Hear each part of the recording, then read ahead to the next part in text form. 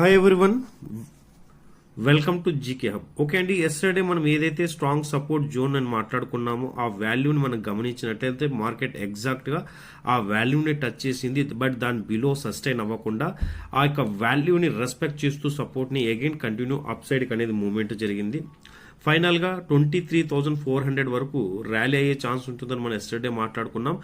23,500 వరకు ర్యాలీ అవ్వడం జరిగింది. ఫైనల్ క్లోజింగ్ వచ్చేసి 23,355 దగ్గర అయింది.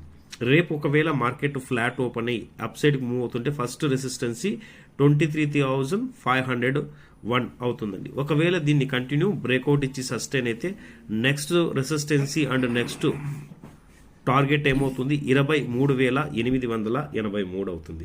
ఒకవేళ ఫ్లాట్ ఓపెన్ అయ్యే మార్కెట్ ఈ యొక్క రెసిస్టెన్స్ని బ్రేక్అవుట్ అవ్వకుండా డౌన్ సైడ్కి ఫాలో అవుతుంటే ఫస్ట్ సపోర్ట్ 23,120 23,120 అవుతుంది. ఈ యొక్క వాల్యూని రెస్పెక్ట్ చేయకపోతే అగైన్ 22,967 అవుతుంది. ఒకవేళ గ్యాప్ అప్ కానీ గ్యాప్ డౌన్ కానీ అయినట్లయితే మార్కెట్ యొక్క అప్డేట్స్ని ఆ టైంలో ఇంపార్టెంట్ సపోర్ట్ అండ్ రెసిస్టెన్స్ ఏంటనేసి అప్లోడ్ చేయడం జరుగుతుంది. థ్యాంక్ యూ ఫ్రెండ్స్, జై హింద్.